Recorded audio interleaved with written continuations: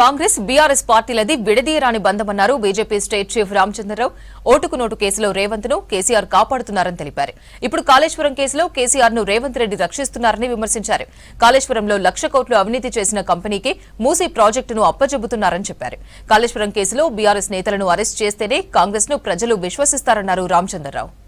దగా చేశారు, తెలంగాణకు మోసం చేశారు. తెలంగాణని ఈరోజు వచ్చిన తర్వాత తెలంగాణ ప్రజల జీవితాల్లో మార్పు రాలేదు, ప్రజల మీద అప్పుభారం పడింది.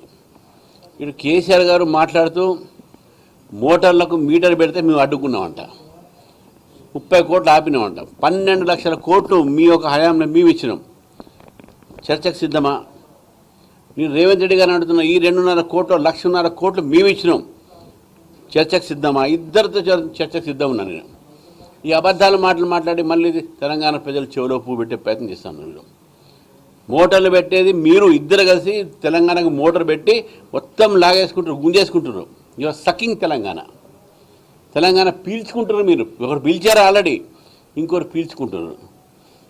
కాళేశ్వరం మీద మీరు ఇన్వెస్టిగేట్ చేయట్లేదంట.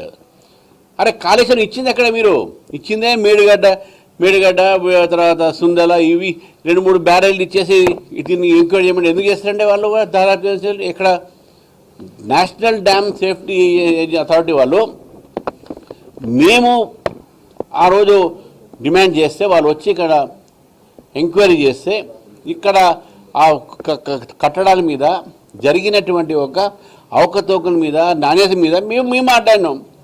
మీరు అది తీసుకొని ఇంకా దాని మీద ఎంక్వైరీ చేయలేదు. మీకు ఉండొచ్చు కృతజ్ఞతలు, కేసీఆర్ గారిని కృతజ్ఞత ఉండొచ్చు, ఎందుకంటే మీకు నోట్ టు ఓటు కేసులో వారు రక్షించారు.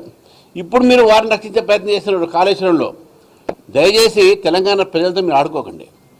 తెలంగాణ ప్రజలకు వాస్తవాలు చెప్పాలి. మీరు కేవలం ఇద్దరు కూడా భయపడి, బీజేపీ యొక్క పెరుగుదలతో భయపడి ఈరోజు ఈ ఇద్దరు కూడా నాటకాలు చేస్తున్నారు. ఒకడు అక్కడ మీటింగ్ పెడతాడు, ఒకడు ఇక్కడ మీటింగ్ పెడతాడు.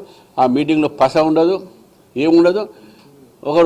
ఒకరి కేవలం బీజేపీ అడ్డుకోవడానికి, బీజేపీని దూషించడానికి ఇద్దరు కలిసి మీటింగ్లు పెట్టినాయి.